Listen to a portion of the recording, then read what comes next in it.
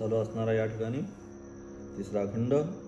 तिसऱ्या खंडाच्या माध्यमातून या ठिकाणी काय सांगण्याचा प्रयत्न केला की त्या ठिकाणी देव आणि असुर या सगळ्यांचं सातत्याने त्या ठिकाणी असणारं युद्ध, आणि या युद्धामध्ये काय सातत्याने ज्या आसुरशक्ती होती ह्या आसुरशक्तीचाच विजय प्राप्त होत होता.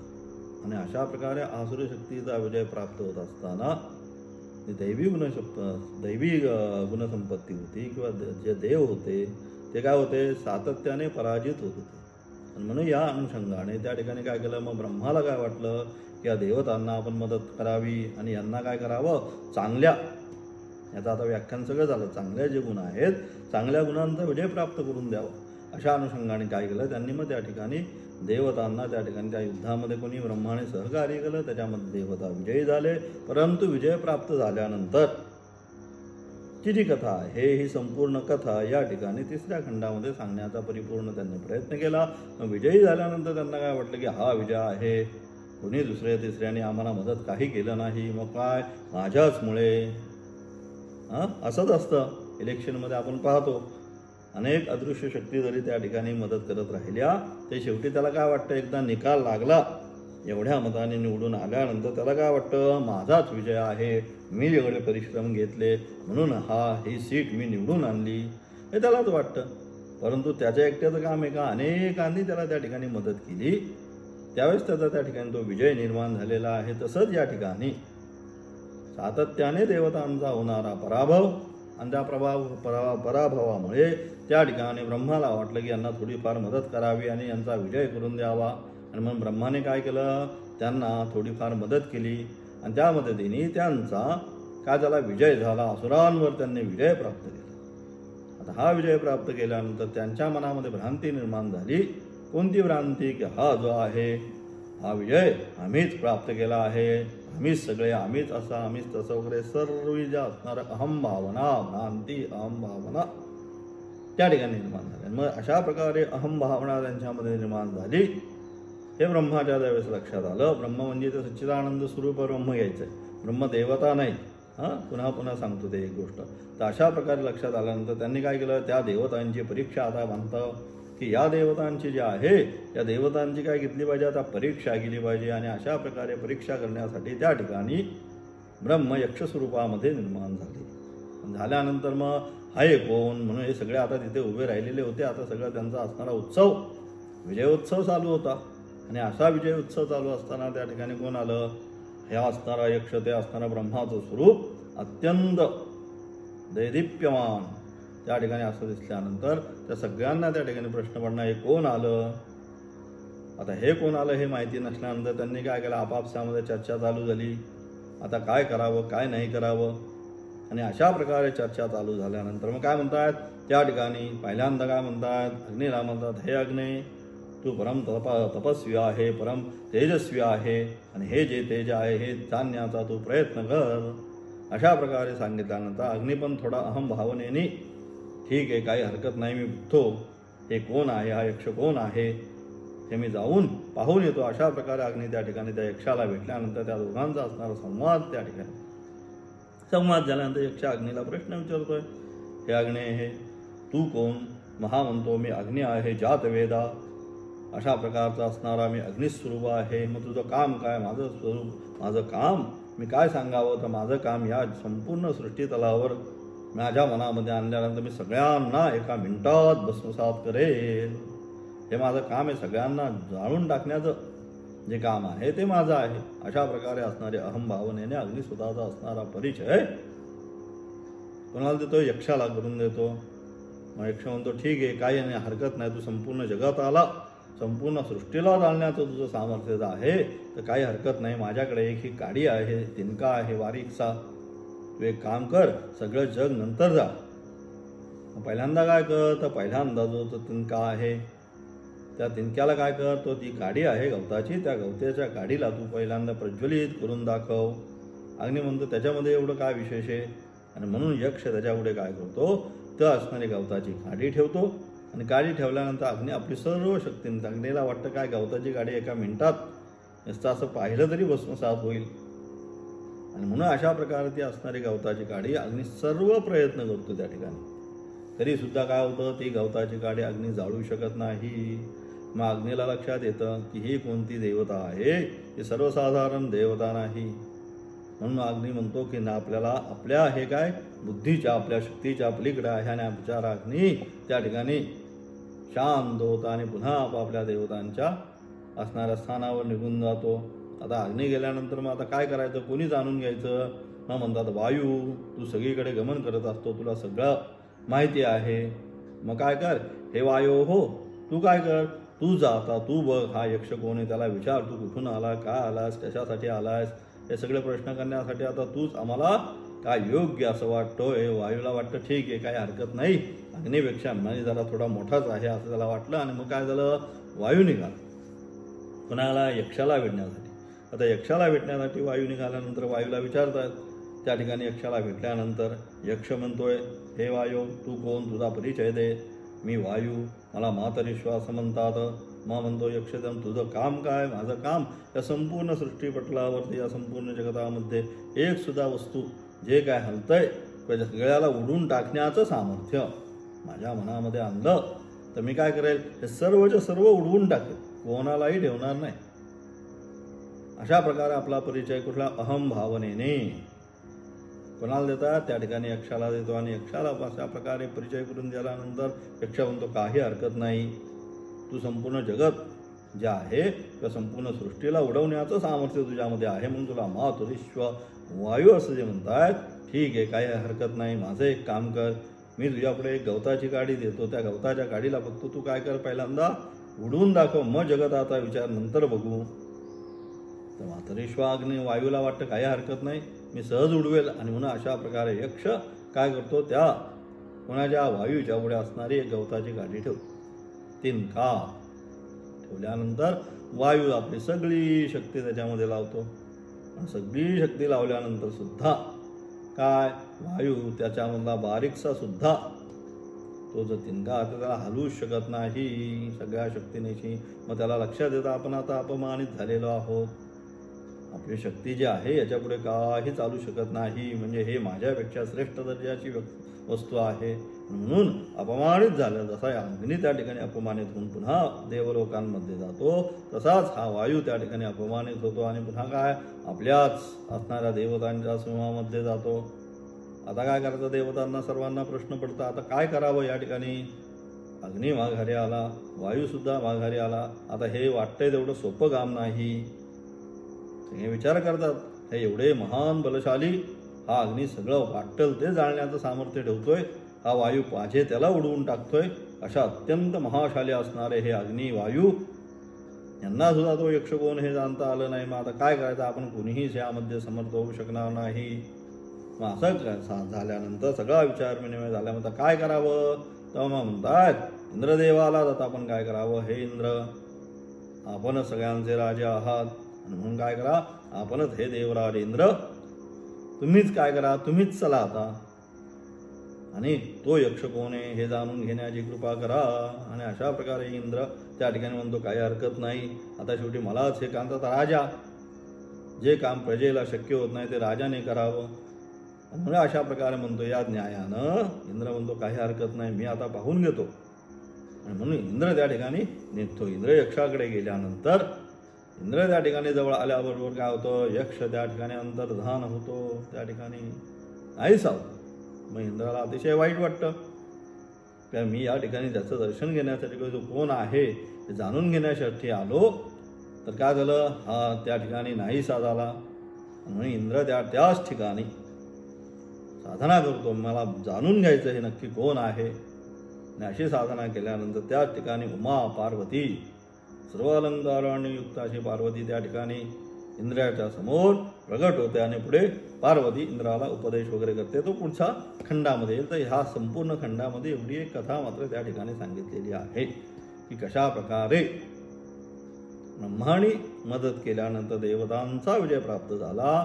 आणि देवतांचा विजय प्राप्त झाल्यानंतर अहम भावनेने त्यांना वाटलं आम्हीच सर्वश्रेष्ठ, आणि म्हणून त्यांचं गर्वहरण करण्यासाठी त्या ठिकाणी ब्रह्म यक्षभावनेने आलं. यक्षभावनेने आल्यानंतर वायू अग्नी यांची परीक्षा घेतली, त्याच्यामध्ये ते पास झाले नाही म्हणून इंद्राला नेलं. इंद्र त्या ठिकाणी गेल्यानंतर यक्ष अंतर्धन पावला आणि त्या ठिकाणी असणारी प्रकृती माया उमा त्या ठिकाणी प्रकट झाली. इथपर्यंत ह्या सारासार हा संपूर्ण जे आहे कुठला हा असणार तिसऱ्या खंडामध्ये ही संपूर्ण गोष्ट या ठिकाणी त्यांनी सांगण्याचा प्रयत्न केलेला आहे. त्याचा असणारं पहिल्यांदा त्याचा असणारा जो मंत्रभाग आहे, हा मंत्रभागाचा आपण सर्वप्रथम या ठिकाणी पठन करू आणि त्यानंतर त्याचा असणारा अर्थ काय म्हणतात मंत्र.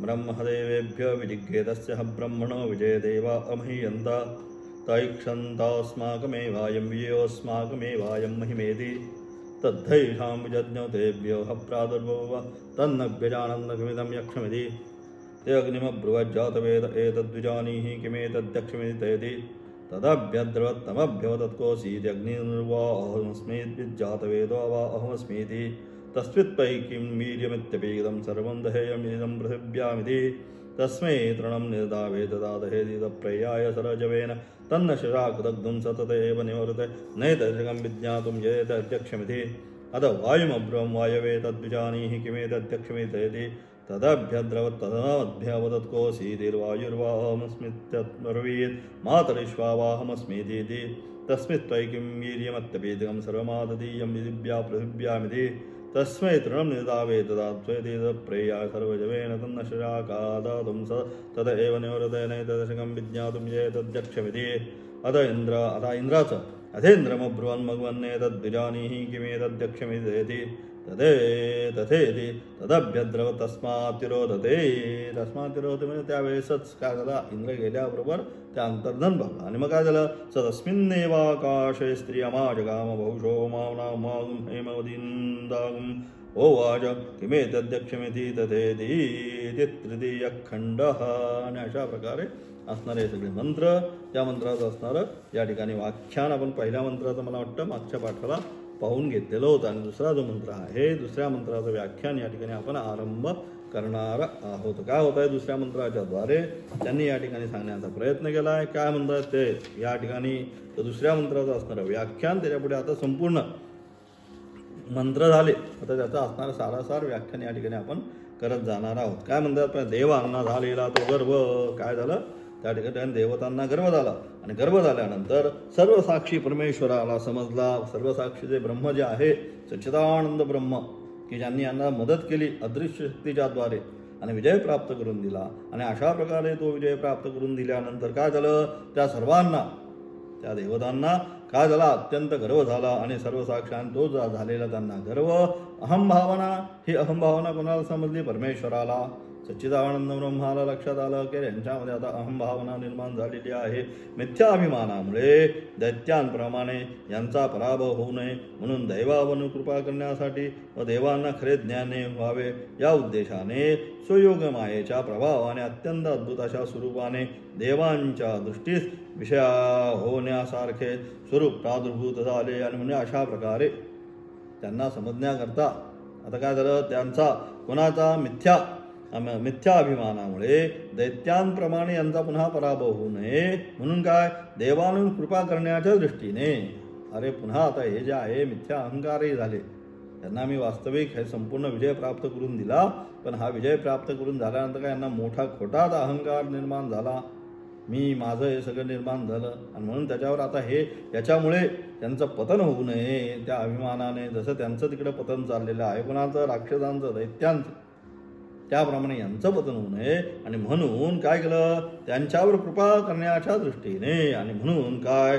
त्यांना खरं ज्ञानावर कृपा करण्याच्या दृष्टीने देवांवर कृपा करण्यासाठी व देवांना खरे ज्ञान व्हावे या उद्देशाने स्वयोग मायेच्या प्रभावाने अत्यंत अद्भुत अशा स्वरूपाने देवांच्या दृष्टीत विषय होण्यासारखे ते प्रादुर्भूत झाले. आणि म्हणजे अशा प्रकारे ते देवांच्या दृष्टीत विषय होण्याकरता ते त्या ठिकाणी कोण झालं, ते ब्रह्म त्या देवांवर कृपा करण्याच्या अनुषंगाने यांच्यामध्ये हा अहमभाव जो निर्माण झालेला आहे, हा अहमभाव आता काढला पाहिजे, नाही तर यांचं काय होईल, पुन्हा जसं दैत्यांचं पतन चाललेलं आहे पुन्हा यांचं सुद्धा काय होईल, पतनच होईल. आणि म्हणून ते पतन होऊ नये म्हणून त्या देवतांवर कृपा करण्यासाठी ते ब्रह्म काय झालं, दृष्टीस विषय होण्यासारखे त्यांच्या दृष्टीपथावर पडेल की अरे हे कोण आलंय, अशा प्रकारे त्यांच्या दृष्टीपथावर पडेल विषय होण्यासारखे. ते काय झाले, तिथे प्रादुर्भूत झाले, त्यांच्या समोर ते आलं. आणि मग अत्यंत अद्भुत अति तेजस्वी रूपाने आणि कसं झालं, नुसतं प्रादुर्भूत अत्यंत काय झालं, अद्भुत आणि अति तेजस्वी रूपाने प्रादुर्भूत झाले. अत्यंत काय झालं त्या ठिकाणी, अद्भुत आणि तेजस्वी दिव्य सूर्य सहस्रस्य सांगितलं गीतेमध्ये. भगवंताचं तेज कसं आहे, तर भगवंताचं तेज नुसतं एका सूर्यासारखं नाहीये, तर दिवी सूर्य सहस्रस्य भवेद दिगपती स्थिता.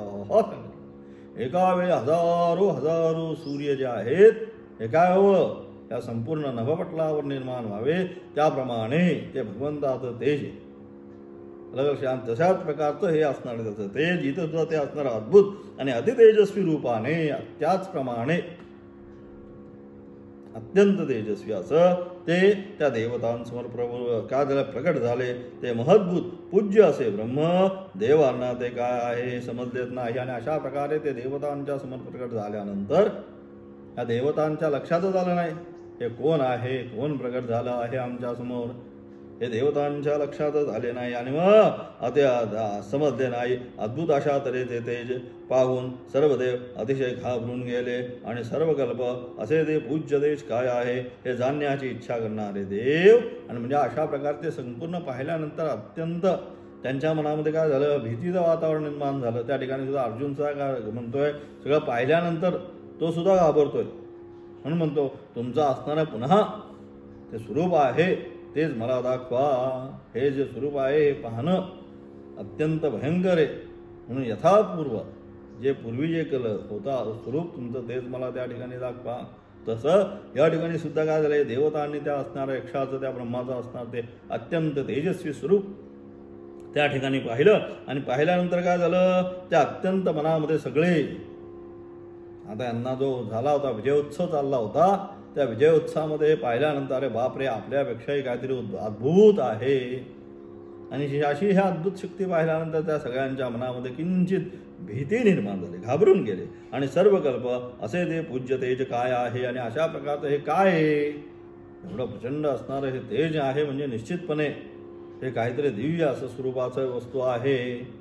आणि म्हणून असे सर्व कल्प असे ते पूज्य तेज काय हे जाणण्याची इच्छा करणारे ते देव. अशा प्रकारे हे कुठलं तेज आलेलं आहे या ठिकाणी, हे तेज जाणण्याची इच्छा करणारे ते देव. त्यांनी प्रथम अग्रेसर सर्वज्ञ सदृश असा जो जातवेदाग्नी त्याला सर्व देवांनी सांगितले.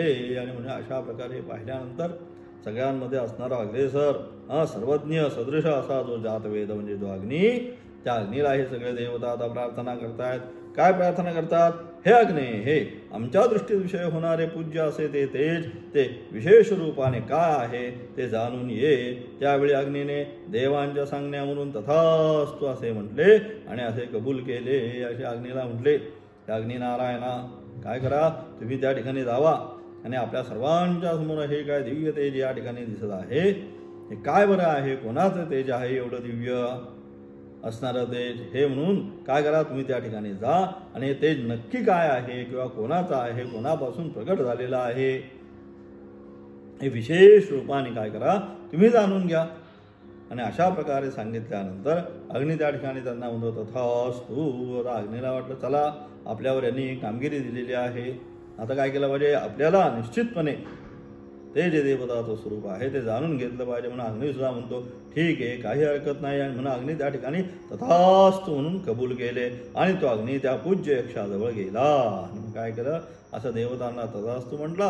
आणि त्या ठिकाणी ज्या ठिकाणी यक्ष प्रकट झालेलं होतं ते दिव्य तेज ज्या ठिकाणी प्रकट झालेलं होतं त्या ठिकाणी हा अग्नी त्या ठिकाणी गेला. आणि मग त्या अग्नी त्या यक्षाने प्रश्न विचारला. मग तो अग्नी त्या ठिकाणी आल्यानंतर यक्ष आता अग्नीला सर्वप्रथम प्रश्न विचारतो. काय प्रश्न विचारला यक्षाने अग्नीला, त्या यक्षाने प्रश्न विचारला तू कोण आहेस. याप्रमाणे यक्षाने ब्रह्माने यक्ष म्हणजे त्या ब्रह्मानेच अलग लक्षात त्याने प्रश्न विचारला तू कोण आहेस. याप्रमाणे यक्षाने विचारल्यानंतर त्या अग्नीने मोठ्या अभिमानाने उत्तर दिले. अशा प्रकारे त्याला प्रश्न विचारला यक्षाने म्हणजे स्वयं ब्रह्माने. की तू कोण आहेस हे प्रश्न विचारल्यानंतर मोठ्या अभिमानाने त्याने उत्तर दिलं. काय म्हणतो? मी प्रसिद्ध असा अग्नी आहे, मला जातवेद असे म्हणतात. मी कोण आहे? मी प्रसिद्ध, सर्वत्र प्रसिद्ध जो अग्नी आहे ना, तो अग्नीच मी आहे. आणि मला काय म्हणतात? मला जातवेद ही संज्ञा आहे. मला संपूर्ण लोक जातवेद असं सुद्धा म्हणतात. नामद्वयाच्या निर्देशाने त्याने आपले विशेष महत्त्व दाखवले आणि अशा प्रकारे अलग त्याची स्तुती, स्वतःची स्वमुखे स्तुती करून त्याने काय ते दोन्ही आपलं मी असा, मी तसा, मला अग्नी म्हणतात, मला जातवेद असं म्हणतात, म्हणून काय स्वतःची असणारी स्तुती त्या ठिकाणी त्यांनी दाखवली. आणि म्हणून नामद्वयाच्या निर्देशाने त्याने आपले विशेष महत्त्व दाखवले. त्यानंतर त्या ब्रह्माने पुन्हा प्रश्न विचारला आणि अशा प्रकारे झाल्यानंतर ब्रह्माने काय केलं?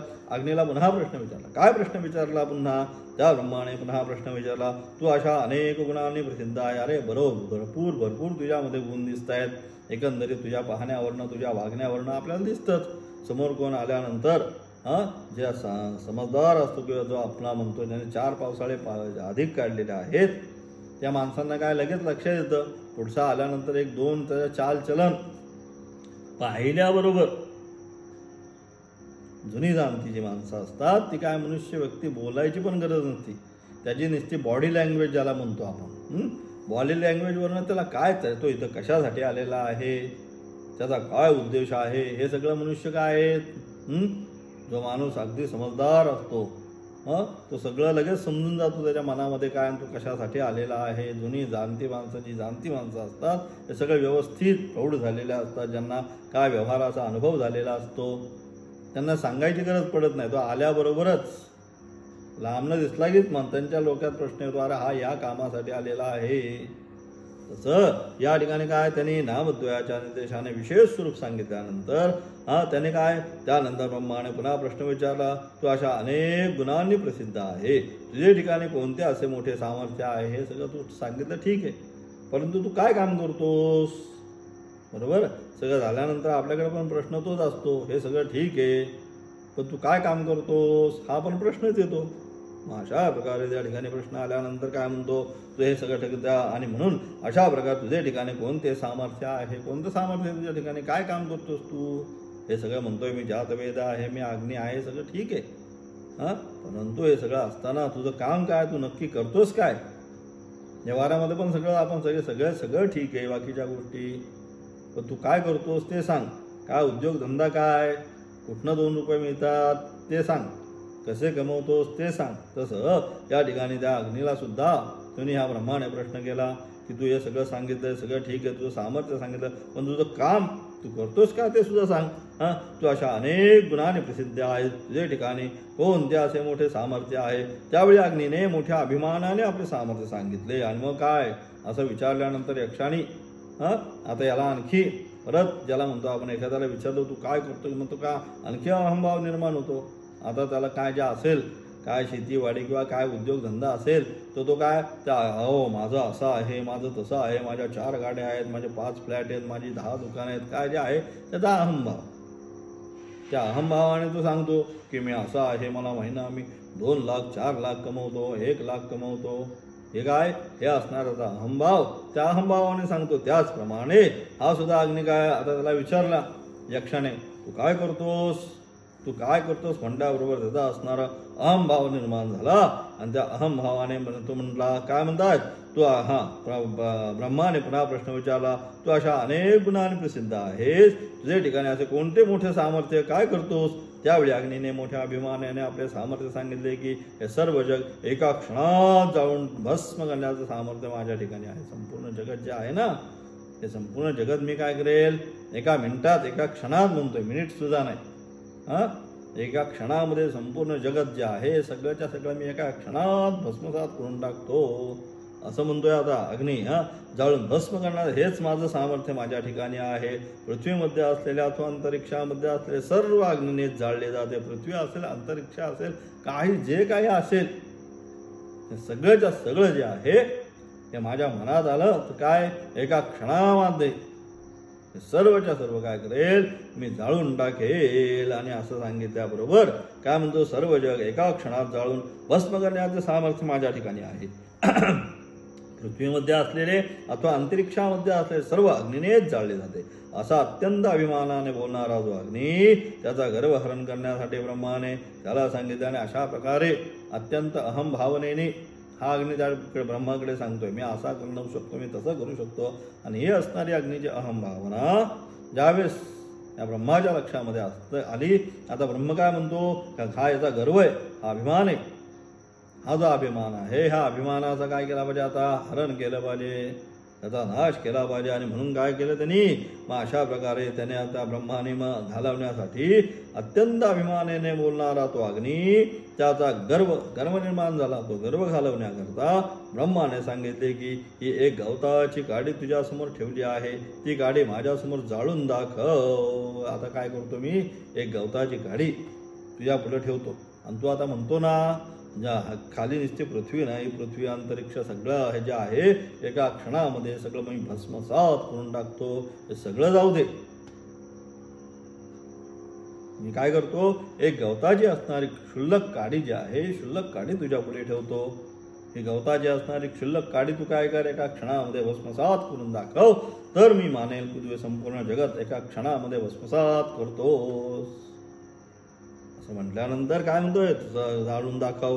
ती काडी जाळण्यास तू समर्थ नसेल तर सर्व अभिमान टाकून मुकाटाने परत जा. आणि म्हणजे ते का तू काय जाळू शकला नाही ती काडी, तर काय कर, मग आपला चुपचापपणे इथनं काय करायचं, परत आपल्या घरी निघून जायचं. त्यावेळेस अग्नीने असा अभिमान झाला की सर्व जगात जाळणारा असा मी मला क्षुद्रातून जाळणे काय कठीण आहे असे समजून. आणि मग त्याला वाटलं काय संपूर्ण जगात मी एका मिनिटामध्ये भस्म करतो, काय देऊन मला दिलंय. बरोबर ना, आपण म्हणतो काय पैलवान दिलाय किंवा काय माझ्या जोडीला दिलाय, त्याला तुम्ही असा सहज हरवेल. तसा आता अग्नीला पण अभिमान झाला की संपूर्ण जग जाळणारं मी, माझ्या पुढं काय देऊन दिले ते गवताची काडी दिल्या, तर काय मी असं बघणार पण नाही, नुसतं झोत जरी माझा गेला तर हे गवताची जाळी जळून भस्मसात होऊन जाईल. त्यावेळेस अग्नीला असा अभिमान झाला, सर्व जगात जाळणारा असा मला क्षुद्र तृण जे आहे ते जाळणं काय कठीण आहे. ही गवताची गाडी टाकलेली आहे, ही गवताची गाडी जाळणं माझ्यासाठी काय एवढी कठीण गोष्ट आहे का. असा अग्नी त्या ठिकाणी अभिमान झाला, त्याला जाळणे अत्यंत काय कठीण आहे असे समजून तो मोठ्या वेगाने ते गवत जाळण्यासाठी सरसवला. आणि म्हणून काय केलं, अत्यंत प्रचंड वेगाने ते आता जाळूनच टाकतो. बघतो माझी परीक्षा घेतात काय, आणि देऊन काय दिलं मला, एखादं मोठं खांड वन वगैरे काहीतरी असं काहीतरी दिलं पाहिजे, ते सुद्धा मी एका क्षणार्धात जाळून टाकलं. तर हे काय गवताची गाडी एका मिनिटातच, एका क्षणभर पण लागणार नाही. आणि म्हणून ती जाळण्यासाठी त्यांनी काय केलं, त्याने अत्यंत वेगाने ते गवत जाळण्यासाठी पुढे सरसवला. पण गंमत अशी झाली, मग काय झालं, गंमतच झाली काय, एवढ्या जगात ते भस्म करणारा अग्नी, पण त्यास ते गवत जाता आले नाही. संपूर्ण जगताचा हाच अहम भावना. अलग लक्षात, परमेश्वराची शक्ती जी आपण म्हणतो कर्तुम अकर्तुम अन्यथा कर्तुम, परमेश्वराच्या व्यतिरिक्त काही होऊ शकत नाही. त्यांनी ठरवलं की नाही जाळणार, तर कितीही अग्नीने प्रयत्न केला तरी जाळू शकला नाही. हे असणाऱ्या परमेश्वराचं सामर्थ्य तसं. आणि म्हणून अशा प्रकारे अत्यंत आपली जेवढी शक्ती होती तेवढी शक्ती त्या गवताची काडी जाळण्यासाठी त्या अग्नीने लावली. परंतु गवताची काडी जळली का, काही नाही. मग अशा प्रकारे अग्नी त्याने ते गवत आणि म्हणून एवढ्या जगात भस्म करणारा अग्नी, पण त्यास ते गवत जाता आले नाही. आणि म्हणून तो काय झाला, अत्यंत लज्जित झाला. अरे रे रे, मी हे संपूर्ण जगत जे आहे एका क्षणामध्ये जाळून टाकण्याचं सामर्थ्य माझं आहे, पण काय मला ही गवताची काडी एक साधी दिली, ती गवताची काडी सुद्धा मी जाळू शकलो नाही. आणि म्हणून काय झालं, अत्यंत लज्जित झाला. आणि त्या यक्षापासून मुकुटाने परत फिरून देवांजवळ गेला. आणि मग काय झालं, आपलं चुपचाप आपला हरल्यानंतर कसं असतं, हरल्यानंतर कुठे अलग लक्ष, इलेक्शनचा निकाल लागस तोपर्यंत सगळे जोरात असतात, फटाके गुलाल झेंडे सगळं जोरात कार्यक्रम चाललेला असतो. आणि जसा 12 वाजता 1 वाजताचा निकाल हाती यायला सुरुवात होते, मग काय होतात, आपापले हळू एक काय मागच्या गल्लीने आपण म्हणतो बरोबर, एक करत निघत सगळं ऑफिस सपाट कोणी राहत, कुठे कधी गायब होतात कोणालाच खबर लागत नाही. जसा निकाल लागला असतो तसंच या अग्नीचं झालं. मग अरे मी एवढं प्रयत्न करून काही झालं नाही म्हणून बिचारा आपला शांत होऊन अत्यंत लज्जित होऊन त्याने काय अत्यंत मुकाट्याने शांतपणे आपला काय झाला देवांमध्ये गेला. मुकाट्याने परत फिरून देवांमध्ये गेला व त्याने सांगितले, हे पूज्य तेज काय आहे हे मी विशेष रूपाने जाणण्यास समर्थ नाही. आणि मग देवतांना म्हणतोय, अरे काय बाबा हा यक्ष, हे काय तेज जे आहे, हे काय बाबा जे आहे हे जाणणं आपल्या हातचं काम नाही, हे मी काय करू शकत नाही, तुम्ही मला दिली जबाबदारी, परंतु हे एवढं साधं नाही आहे याला समजून घेणं. असं कळल्यानंतर त्याने काय केलं, त्यानंतर मी हे विशेष रूपाने जाणण्यास समर्थ नाही म्हणून अग्नी काय आपलं काम नाही म्हणून शांत आपला देवतांमध्ये झाला. लज्जित भावाने त्या ठिकाणी अग्नी बसला. आता अग्नीनंतर मग काय झालं, मग त्यानंतर देवांनी वायुदेवतेला सांगितले. आता वायूकडे आले. आता अग्नीला म्हणतं तुझ्याच्याने होत नाही, ठीक आहे काय हरकत नाही, हे वायू तुम्ही सर्वत्र तुमचं भ्रमण असतं, मग काय करा, आता तुम्हीच एवढं काम करून घ्या, बघा बरं कोण आहे तो यक्ष, हे दिव्य तेज कसं काय निर्माण झालेलं आहे. आणि त्यानंतर सर्व देवांनी वायुदेवाला सांगितले की तू या यक्षाजवळ जाऊन ते काय आहे ते जाणून घे. त्यावेळी वायू हा तिथे गेला आणि यक्षाने विचारले, तू कोण आहेस. त्याने सांगितले, मी वायू मातेरीश्व या दोन नावाने प्रसिद्ध आहे. आणि म्हणजे अशा प्रकारे तो वायू मग त्या यक्षाकडे गेला. मग यक्षाने प्रश्न केला, तू कोण आहेस, कशासाठी आलेला आहेस. मग वायू म्हणतो, मला वायू म्हणतात, मी मातरेश्वर सुद्धा मी आहे. या दोन नावाने आपल्या जी नावाने आहे ना त्या नावाची असणारी संस्तुती, नावं कशासाठी, संस्कृतीसाठी, त्याची तू असा तू तसा तुझे सगळ्याचे असणारे काय काय त्याने आपल्या जीवनामध्ये कर्म केली चांगली वगैरे हे सगळे त्याच्यामध्ये नाम आपण स्तुतिपाठकामध्ये घालतो. राजाजवळ एक स्तुतिपाठक असतात. स्तुतिपाठकांचं काम काय, त्या राजाने काय केलं काही नाही केलं ते सगळं आपलं त्यांची दवंडी देत फिरायचं. राजा येण्याच्या अगोदर स्तुतिपाठक जे आहेत त्यांनी मग त्या तुम्ही यांना हरवलं, तुम्ही त्यांना हरवलं, हा विजय प्राप्त केला, तो विजय प्राप्त केला, राजासाठी असं केलं. आता जे सगळे काय आपण जे म्हणतो जाहीर करतात अहवाल इलेक्शनच्या वेळेस, आलं लक्षात, तसं ते स्तुतिपाठक काय करतात, मग त्या राजाची असणारी जी जी चांगली चांगली राजाने कामं केली, जिथे इथं यश प्राप्त केलं, कुठे कुठे विजय प्राप्त केला, कशा प्रकारे आमचा राजा सर्वश्रेष्ठ आहे ते सांगण्याचं काम स्तुतिपाठक करतात.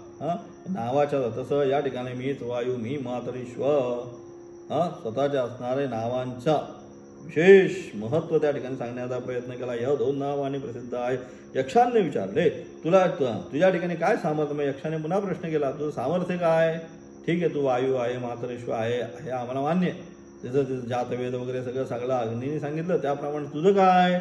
त्यात म्हणतो वायू म्हटला, काय जगादी वृक्ष पर्वादिकांना मी उडवितो. माझ्या मनात आलं त्या जगामधील सगळे वृक्ष पर्वतादी पर्वत सुद्धा जे आहेत ना या सगळ्यांना काय करा एका क्षणार्धात मी मनामध्ये आलं, त्या सर्वांना एका क्षणार्धात मी उडून टाकतो.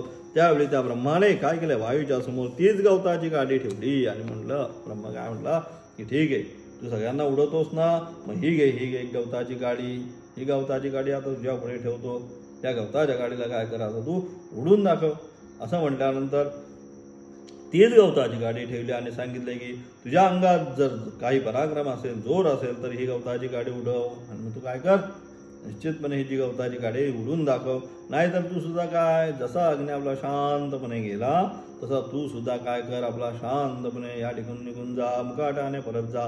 त्यावेळी तो वायू मोठ्या वेगाने पुढे गेला, पण ती गाडी हल्ली सुद्धा नाही. मग काय अशा प्रकारे गाडी ठेवल्यानंतर त्याला काय वाटलं, आपलं सहज काय गवताची तर गाडी, तसं त्याला वाटलं होतं ना अग्नीला, काय गवताची तर गाडी आहे, बघता बघता नुसती माझी वाफ लागली तरी जळून जाईल, पण जळली का नाही. तसं याला वाटलं काय गवताची तर गाडी, सहज जरी शेजारून गेलो तरी कुठला कुठे उडून जाईल. आणि म्हणून मग काय केलं त्यांनी, आणि उडव, नाहीतर मुकाट्याने परत जा.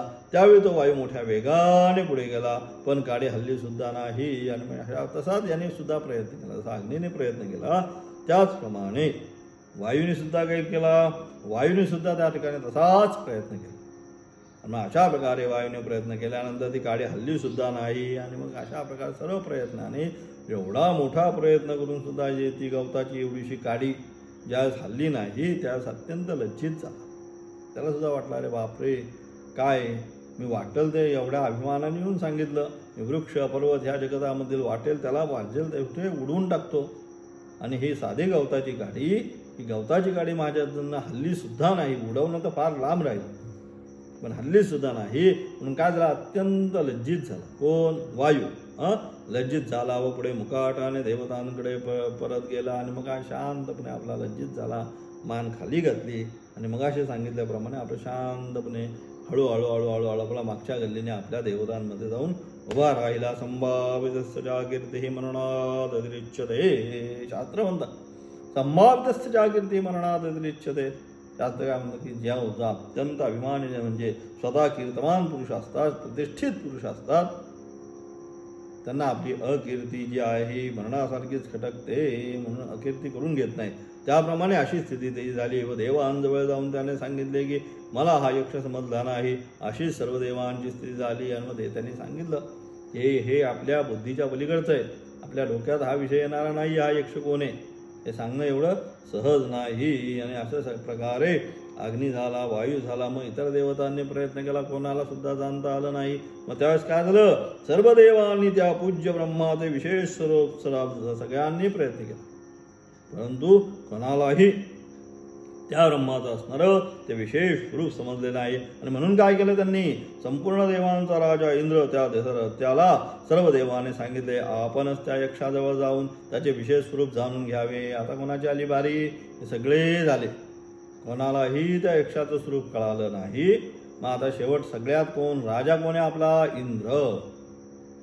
मग आता काय करू आपण, हे भगवान इंद्र तुम्हीच जावा, आता आमच्या कोणाच्याही हाताच्या बुद्धीच्या पलीकडचं हाताच्या पलीकडचं हे प्रकरण आहे, आता तुम्हीच या प्रकरणामध्ये लक्ष घाला.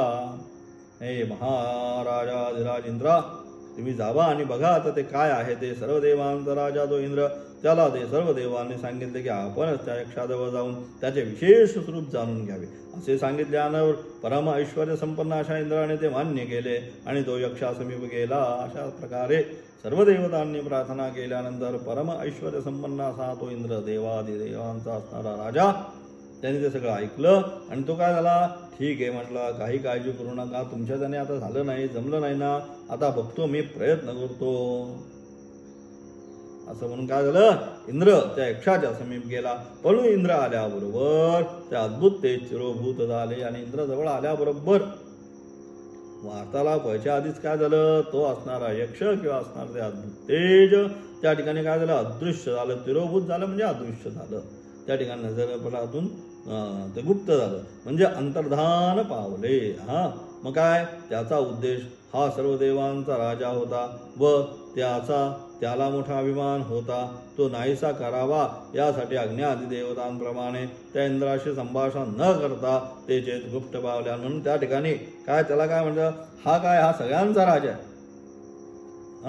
मग काय, मग ह्याचंच जे आहे, जो अभिमान जो आहे हा अभिमान नाहीसा व्हावा म्हणून काय केलं, त्यांच्याशी बोलला. तर आपण मी तिकडं आलो, आपण काय म्हणतो तुझ्या समारंभाला आलो होतो, वाढलो काय, मी येऊन तू साधं माझ्याकडे पाहिलं सुद्धा नाही, एवढा कुठं असतं का, असाच विषय होतो. कार्यक्रमात आलो पण माझं नाव सुद्धा घेतलं नाही, माझ्याशी बोलला सुद्धा नाही, माझ्याकडे पाहिलं सुद्धा नाही. माणसाचा तो अपमानच होतो एक प्रकारे. मग त्याच्यावरनं सगळी भांडणाची सुरुवात होती. एवढा मोठा समारंभ, पण त्या समारंभामध्ये मी गेलो, तू बोलवलं आणि मी आल्यानंतर माझ्याकडे बघितलं सुद्धा नाही आणि तिथून सगळी ती भांडणं होतात. म्हणजेच काय, न पाहणं, दुर्लक्षित करणं, म्हणजे एक प्रकारचा अपमानच करणं. तसा इंद्र या सगळ्या देवतांचा राजा, पण याच्यामध्ये पण अहंभावना निर्माण झाल्यामुळे काय केलं, याचा पण थोडासा काय करावं आपण, त्याला वाटलं हा सर्व देवांचा राजा, त्याचा मोठा अभिमान होता, तो अभिमान नाहीसा करावा यासाठी अज्ञात देवतांप्रमाणे त्या इंद्राशी संभाषण न करता, त्याच्याशी काही बोललं नाही, त्यांच्याशी संभाषण तरी केलं. वायू बरोबर, अग्नी बरोबर यांच्याशी काही नाही, लगेच तिथून ते काय झालं, अदृश्य झालं. ते तेज गुप्त पावले. त्यावेळी इंद्रा त्याला पण अशा प्रकारचे एकदम विना संभाषण गेल्यामुळे इंद्राला सुद्धा आपण एवढ्या देवतेंचा असणारा राजा या ठिकाणी आलो त्याच्याशी संवाद करण्यासाठी, पण आपण आल्याबरोबर हे तेजच गुप्त झाले. म्हणजे काय झालं, थोडक्यात अपमान पण झाला, मनाला वाईट पण वाटलं, अरे काय हे, संपूर्ण देवतेंचा असणारा मी अधिपती, माझ्याशी न बोलतात हा माणूस तिथून निघून झाला किंवा गुप्त झाला. इंद्रास वाईट वाटले, माझ्यापेक्षा कमी, हे कोण, माझ्यापेक्षा जे कमी कोण, अग्नी वायू, त्यांच्याशी या यक्षाने भाषण केले आणि मी आल्याबरोबर ते गुप्त पावले, माझ्यापेक्षाही कमी आहेत. परंतु यांच्याशी काय केलं, यांच्याशी काय ह्या संपूर्ण भाषण यांच्याशी केलं, परंतु मी आल्याबरोबर गुप्त झाले. मी इतका कमी झालो का, आणि मला पाहिल्याबरोबर तो नाहीसा झाला किंवा त्यांनी पाठ फिरवली. असंच असतं ना व्यवहारामध्ये, मला पाहिल्याबरोबर पाठ फिरवली, मग मी काय एवढा हे आहे का की मला पाहिल्याबरोबर पाठ फिरवली, असं इंद्राच्या मनामध्ये भावना निर्माण झाली. अगदी तसंच जसा आपल्या व्यवहारात तसा मी इतका कमी झालो काय असे त्यास वाटले. व तो अज्ञाधिकांप्रमाणे परत न फिरता ज्या ठिकाणी ते जे गुप्त झाले होते त्या ठिकाणी दृष्टी ठेवून इंद्र ध्यानस्थ राहिला. परंतु हा काय झाला, अशा प्रकारे आता राजाच हा संपूर्ण देवतांचा असा अपमानित होऊन परत कसं काय जायचं, आपण आपल्याशी तर बोललो सुद्धा नाही. या दोघांशी कमीत कमी संवाद तरी झालाय. अग्नी बरोबर वायू बरोबर मी आल्याबरोबरच गायब झालं. मग मनाला वाईट वाटलं, आणि असं वाईट वाटलं तर आता मी या रिकामी हाताने जाऊन या देवतांना पुन्हा काय सांगणार. म्हणून त्यांनी काय केलं, त्या ठिकाणीच त्याने ते गुप्त झाले, त्या ठिकाणी दृष्टी ठेवून तो इंद्र ध्यानस्थ राहिला. कोणी मला बघू दे नक्की. पण त्याने काय केलं, त्यांनी सुद्धा तो इंद्रच तो शनी ध्यानस्थ राहिला. व त्याने असा निश्चय केला की या यक्षाचे दर्शन झाल्याशिवाय मी इथून हलणार नाही. आणि म्हणून त्याने काय केलं, मनोन्मन संकल्प केला, निश्चय केला की तू जरी गेला पण जोपर्यंत या यक्षाचं मला पुन्हा दर्शन होणार नाही तोपर्यंत मी इथून हलणारच नाही. तुम्ही रिकाम्या हाताने जाऊ कसा. ते देव काय, बाकीचे देवता काय म्हणतील की हा राजा आहे, हा राजा म्हणून आम्ही याला पाठवलं, पण याला सुद्धा ती असणारी मोहीम सत्य करता आली नाही. आणि म्हणून अशा प्रकारे मी इथून हलणार नाही. याप्रमाणे त्या इंद्राचा निश्चय पाहून त्या अंतरिक्षात आणि अशा प्रकारे त्याने संकल्प केला, निश्चय केला की कुठल्याही परिस्थितीमध्ये या यक्षाला समजूनच येणार, आणि जोपर्यंत यक्ष समजणार नाही तोपर्यंत या ठिकाणहून मी हलणार सुद्धा नाही. आणि असं कळल्यानंतर त्याने काय केला, त्याने त्या ठिकाणी हलणार नाही. याप्रमाणे इंद्राचा निश्चय पाहून त्या अंतरिक्षात उमा रूपिणी स्त्री प्रादुर्भूत झाली. त्या ठिकाणी त्याच ठिकाणी ज्या ठिकाणी यक्ष उतरला होता तो गुप्त झाल्यानंतर त्या ठिकाणी ज्यावेळेस अशा प्रकारे इंद्राने संकल्प केला की या यक्षाला पाहिल्याशिवाय मी जाणार नाही, हा संकल्प केल्यानंतर त्या ठिकाणी त्याच ठिकाणी काय झालं, ती असणारी स्त्री प्रादुर्भूत झाली. अत्यंत सुशोभित असलेली विद्यारूपी उमा. आणि अशा प्रकारे अत्यंत सुशोभित ती कशी होती, अत्यंत सुशोभित होती. आणि अशा प्रकारे असणारी अत्यंत सुशोभित असणारी विद्यारूपी उमा, ती उमा म्हणजे भगवान शंकराची असणारी पत्नी उमा, अथवा सुवर्ण अलंकाराने सुशोभित असल्याप्रमाणे तिने काय संपूर्ण शरीरावर सुवर्ण अलंकार केले होते, अत्यंत शृंगार केला असणारी ती काय सुशोभित असल्याप्रमाणे, ती सुवर्ण अलंकारे सुशोभित असल्याप्रमाणे प्रादुर्भूत झाली. अथवा हिमालय पर्वताची पोषिता उमा, अथवा हिमालयाची असणारी पत्नी ती असणारी उमा पार्वती सर्वज्ञ ईश्वराशी नित्यसन्निहित असलेली ही ईश्वराशी परमेश्वराशी नित्यसन्निहित असणारी चित्शक्ती प्रादुर्भूत झाली. ती असणारी चित्शक्ती आहे, परमेश्वराशी नित्यसन्निहित असणारी ती प्रादुर्भूत झाली. इंद्राने त्या उमेश प्रश्न केला की आकाशात आपले दिव्य स्वरूप दाखवून जे गुप्त झाले ते कोण. आणि अशा प्रकारे ती उमा त्या ठिकाणी आल्यानंतर त्याने प्रश्न केला की अशा प्रकारे हे जे आकाशामध्ये हा जो यक्ष किंवा हे जे तेज प्रकट झालं आणि हे तेज प्रकट झाल्यानंतर पुन्हा अदृश्य झालं, असं अदृश्य झालेलं हे तेज हे काय होतं नक्की, आपले दिव्य स्वरूप दाखवून जे गुप्त झाले ते कोण, त्याचे विशेष स्वरूप काय, त्या वाक्यानंतर उमा आणि इंद्रास ज्ञान दिले. आणि अशा प्रकारे मग ते प्रश्न केल्यानंतर हे नक्की कोण होतं, कशा प्रकारे या ठिकाणी आलेलं होतं, हा संपूर्ण इंद्राचा प्रश्न झाल्यानंतर मग त्या उमाने त्या ठिकाणी इंद्रास काय आता याला सांगावं नक्की कोण होतं, ब्रह्मोपदेश आता द्यावा की हे कोण होतं तेज. आणि म्हणून त्याने ज्या उमाने मग त्या ठिकाणी इंद्राला असणारा उपदेश जो आहे तो पुढच्या चौथ्या खंडामध्ये, तिसरा खंड संपला आता, चौथ्या खंडामध्ये तो असणारा उपदेश त्या ठिकाणी सांगण्याचा प्रयत्न केला. काय म्हणतात, सारम्येति होवाच ब्रह्मणो वा एतद् विजयमयी यद्धमिति ततो हवै विधानचकार ब्रह्मेति. अशा प्रकारे असणारा उपदेश चौथ्या खंडाच्या माध्यमातून देण्याचा त्या ठिकाणी प्रयत्न केला. अशा प्रकारे असणारा हा तिसरा जो असणारा खंड, तिसऱ्या खंडामध्ये सारासार त्या ब्रह्माचं असणारं स्वरूप. आणि ते ब्रह्म पाहण्यासाठी काय, स्वतःमध्ये अहमभावना असेल तर ब्रह्म दिसू शकत नाही. ज्याप्रमाणे अहमभावना अभिमान ज्यावेळेस नाहीसा होईल. सारासार काय तात्पर्य की जोपर्यंत मनामध्ये अहमभावना आहे तोपर्यंत त्या ब्रह्माचं ज्ञान आम्हाला होणार नाही. ज्या क्षणी ह्या अहमभावनेचा नाश होईल त्या क्षणी त्या ब्रह्माचं आम्हाला दर्शन होईल. हा सारासार तिसऱ्या खंडाचा सारात्म हेच सार तिसऱ्या खंडाचा. आणि चौथ्या खंडामध्ये असा असणारा त्याचा उपदेश उद्याच्या पाठामध्ये पाहणार आहोत. ओम तत्